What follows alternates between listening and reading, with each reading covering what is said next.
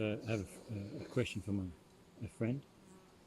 He wants to know, Bante, how could arahant Aṅgulimāla transform from a mass murderer to an arahant? How could Aṅgulimāla? Can someone grasp the Dhamma deeply despite such a dark past? Was there no guilt or shame for his deeds or actions? So, well, yes, technically, somebody can grasp the Dhamma despite such like severe actions, like what Aṅgulimāla did. But obviously, those are, would be far and few. Even back in the Buddha's time, when it was the most optimal time for the practice of the Dhamma, he was like 1 in a million. Far more people. There are many more murderers and people that committed crimes that because of that it would prevent them from understanding the Dhamma. Like the king who killed his father, the previous king. When he went to listen to the Buddha, and the Buddha kind of taught him the Dhamma and everything, and he was rejoicing and he was like very inspired, but he did not become a Sotapanna. And when he left, the Buddha said, oh, it's because he killed his father. If he didn't kill his father, he would have got a right view right here, right now, upon listening to me, but he didn't because of that. So, but now you might say, oh, there's some magical connection between, oh, he committed murder, thus it prevents him from the Dhamma. No, it's actually the reason that prevented him from understanding the Dhamma there and then when the Buddha was teaching him face to face was also present there and then, that reason, because of which he did not become a Sotapanna. The reason being, yes, he killed the father, but see, Aṅgulimāla killed many people. But then he was able to turn it around. So what's the difference between the two? Well, the difference is, contrary to lack of shame and lack of remorse for what he did, Aṅgulimāla was actually able to take the weight of all of his actions transparently, authentically, and feel the full extent of what he did, which most people would probably go mad if they were to accept it. Like everybody, who commits such heinous acts has to have some sort of excuse, some sort of cover-up, some sort of kind of blurring of responsibility. Cannot take it upon himself. No, I did this and fully experienced the entire extent of that action. And that's why that king who killed his father did not become a Sotapanna. He could not admit to himself, he could not accept fully what he did. The weight, because it would have crushed him. The remorse would have crushed him. I mean, his own father who raised him and everything. So I'm sure he came probably close to accepting it upon listening to the Buddha, but chose to, double down towards his reasoning, towards his justifications for whatever reasons he would have done such a thing. Well, Aṅgulimāla didn't do that. When he met the Buddha, when the Buddha gave him the short teaching, it sort of cut through all of it, and he was actually able to accept it. And that's why he was able to become an arahant. It's that like very drastic, non-compromising authenticity of taking responsibility for what you did, what you've been doing, how you've been acting, and infinitely taking that responsibility. Not like, oh, until tomorrow, and then tomorrow I'll become an arahant or something. No. You don't know how long it will take. You don't even know you're going to succeed. That's secondary. First and foremost is you got to accept what you did and basically learn to live with it, so to speak, without covering up, without always because of this, or I was in this state, or that's it. No, whatever that might have been, those extenuating circumstances, still, I did those things because I consciously chose to do them. And that is a prerequisite for understanding the Dhamma. And that's exactly the difference why somebody like Aṅgulimāla, who committed so many murders and who knows what else, was actually able to become an arahant. And then some people who didn't even commit a murder but were kind of immoral in some smaller ways, that prevented them from becoming even a Sotapanna. Because they were not admitting it to themselves. They were not really allowing the weight of their action to sink in. And you can see that in mundane examples, day-to-day life. Generally, people avoid anything that would produce a sense of shame in them, guilt or remorse. Now, they don't necessarily avoid it beforehand, before they do it, but they tend to avoid taking responsibility after they've done such things through carelessness. So you act carelessly, you break the precepts, you misbehave and so on, and then afterwards you sort of have, when you stop, you have an option to now accept and feel bad for what you did and endure it for as long as it takes until the mind kind of grows out of it. Or you kind of turn a blind eye and then double down and continue doing more to just keep yourself in that perpetual state of motion, so you don't have to stop and think about it, what you did. And that's, if that attitude is not abandoned, if that's not changed, there is absolutely no basis for any practice of the Dhamma whatsoever. Doesn't matter how many suttas you read, how strictly you have to first admit, accept the weight of unwholesome, and if possible, even like confess it, confess your shortcoming, your transgressions, like the suttas would say. So any cover-ups? Cover-ups, basically. Internal cover-ups. Like, you have to bring them out to light. You don't have to, I don't mean like you have to go publicly now and declaring to everyone what you did, but you have to do it to yourself, and you also have to do it in a sense that if it were to be brought up, you will not cover it up. You will say how it is. There was another example of a monk on his deathbed being ill, and other monks asked the Buddha to go and see him, because apparently he didn't even have the right view. And he's about to die, so the Buddha goes and asks him, and he says, yeah, like, he still didn't understand the teaching, he's not a Sotapanna, and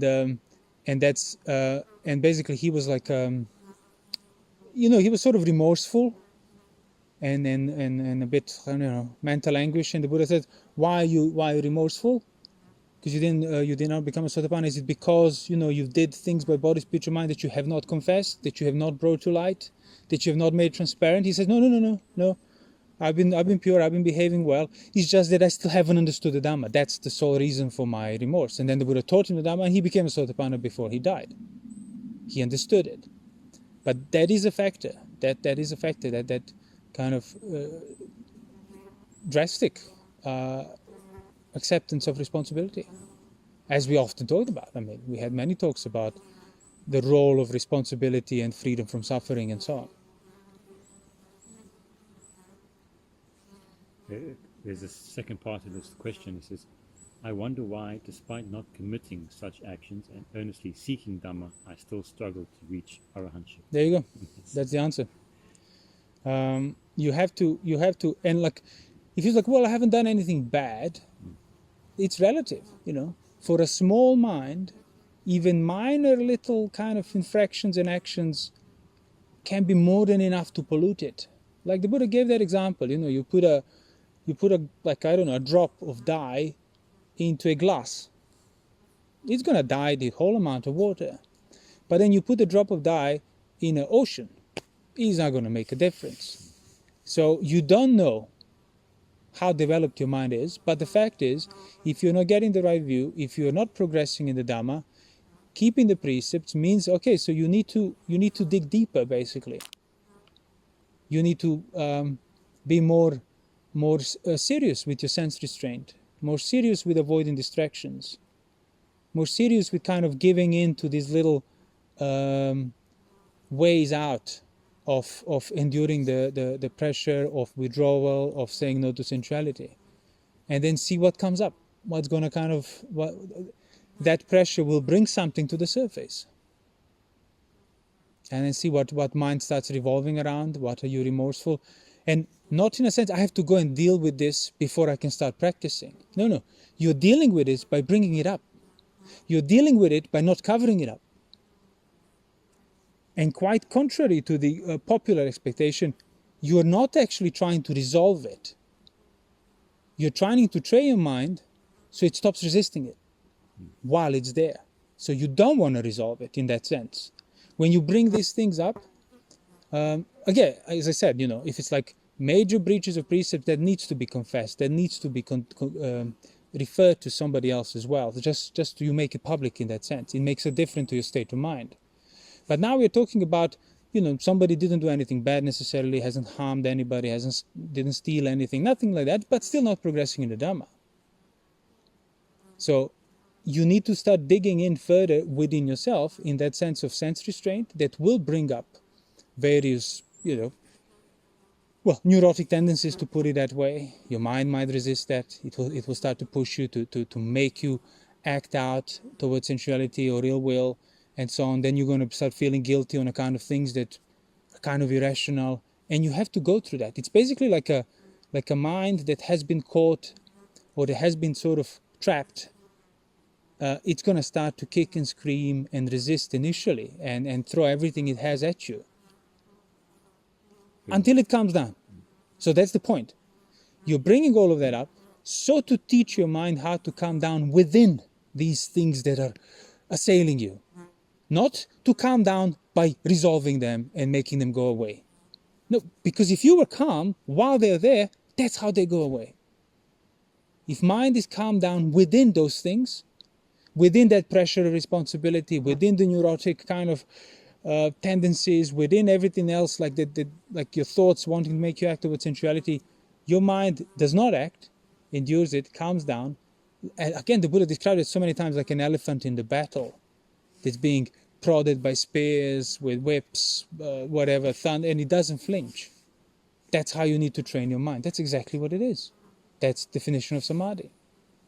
So Aṅgulimāla obviously did that, despite the weight of his actions, the weight of his remorse, the weight of his regret, the consequences of everything he did. Everything was reminding him of what he did. I mean, people were beating him up on the street, throwing stones at him even later years. But he endured it all. And the Buddha actually told him, bear it.